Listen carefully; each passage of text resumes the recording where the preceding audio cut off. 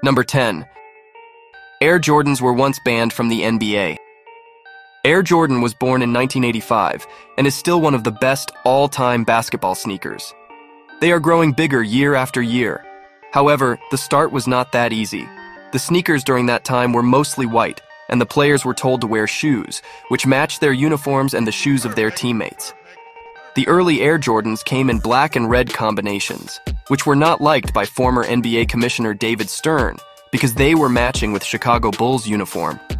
Stern fined Michael Jordan $5,000 for every game that he played with these sneakers on. Jordan did not care, because all the fine was paid by Nike on his behalf. It was not a big price for Nike in return for what they got, as Air Jordan brand has earned Nike $19 billion in the past 5 years. Number 9. Shaquille O'Neal made only one three-point shot ever in his entire 20 years NBA career. One of the best all-time NBA players, Shaq is a 4-time NBA champion and a 15 times NBA All-Star. He dominated each and every aspect of the game except one. Shaq has attempted 22 three-pointers in his entire career and has converted only a single out of them. It is hard to imagine a player with 11,196 buckets in his NBA career, but only a single three-pointer in it, isn't it? It was on the 16th of February 1996 when Orlando Magic inbounded the ball, and with 2 seconds left on the clock, one of the ugliest bank shots ever in the history of NBA was made by Shaq. Number 8. Kobe Bryant's first NBA contract was co-signed by his parents. Kobe Bryant was the 13th pick in the 1996 NBA draft. He was selected by Charlotte Hornets, but was immediately traded to Los Angeles Lakers, and the rest is history, which all of you know. One of the other stories concerning the 1996 NBA draft was that when Kobe was drafted, he was still only 17 years old. The rules for eligibility to an NBA draft were different during those times than those are today. Kobe's parents had to co-sign his NBA contract on his behalf until he turned 18 later that year. Number 7. The shortest player and the tallest player in NBA history played once for the same team. Muggsy Bogues, 5'3", is the shortest person to play in the NBA. Muggsy was an amazing athlete and was famous for his steals.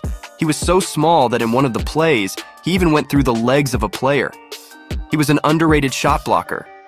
Manute Bol, 7'7", on the other hand, is the tallest person to play in the NBA. He was an amazing shot blocker and rebounder. He was an underrated three-point shooter. In the 1987 to 1988 season, they both played for the same team in Washington Bullets. Number 6. LeBron James eats and writes with his left hand. One of the most dominant players on the planet right now, LeBron James eats and writes with his left hand. He is ambidextrous. LeBron shoots with the right hand and is usually considered right-handed, but the fact is, he uses his left hand for almost everything other than shooting the basketball. On being asked about this, James replied that he tried to imitate his idols Michael Jordan and Penny Hardaway during his childhood, and started shooting with the right because they used to shoot with the right. Just imagine if LeBron starts shooting with the left too. He will be unstoppable if he does that. Number 5. 60% of NBA players become broke after 5 years of retirement. This data is based on a study by Sports Illustrated, which has been done a few years back in 2009, but the trend is the same even today. How can an NBA player who earns millions go broke? This is an obvious question which comes to the mind. But the study is true. An NBA player earns millions during his career and has a luxurious lifestyle. He then spends all the money on cars, shoes, clothes, houses, and others. It is not hard to imagine how the money vanishes fast. The players have to understand the importance of money, and they have to be financially smart. LeBron James is a great example for this. He has hired people to look after his business and financial matters. NBA players need to understand that there is much more life after NBA retirement. Number 4. There has never been a quintuple double in the NBA. Double-doubles and triple-doubles are common in NBA. Have you heard of quadruple double? There are only 4 players in the NBA history to have a quadruple double. They are Nate Thurmond with 22 points, 14 rebounds, 13 assists, and 12 blocks. Alvin Robertson with 20 points, 11 rebounds, 10 assists, and 10 steals. Hakeem Olajuwon with 18 points, 16 rebounds, 10 assists, and 11 blocks. And David Robinson with 34 points, 10 rebounds, 10 assists, and 10 blocks. Now comes to the quintuple double. As mentioned earlier, There has never been a quintuple double in NBA where a player has recorded at least 10 stat points in 5 categories. Number 3. Shaquille O'Neal challenged Hakeem Olajuwon to a one-on-one game. Back in 1995, Shaquille O'Neal was only 22 years old, and he was leading the Orlando Magic. He took Magic to the finals in that season, though the finals had a different story for Shaq. He was considered the prospect, being compared to one of the best all-time centers of NBA, Hakeem Olajuwon. Hakeem scored more than 30 points each game and outscored Shaq in every department. The series was a clean sweep, and Shaq was very frustrated.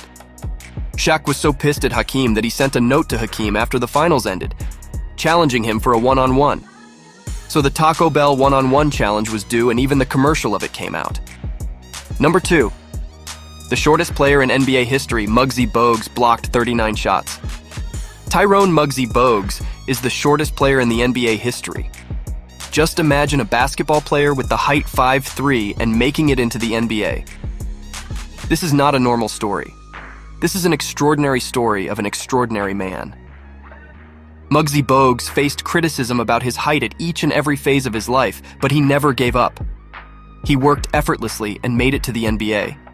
He blocked 39 shots on taller players when he was in the NBA. He was very special. Other special NBA players such as Earl Boykins, Spud Webb, and Nate Robinson have played similar styles with lots of hearts despite their heights below 6 feet. Number 1. Paul Pierce was stabbed 11 times and still played every games in the 2000 to 2001 NBA season. On the 25th of September 2000, Paul Pierce was at Buzz Club in Boston.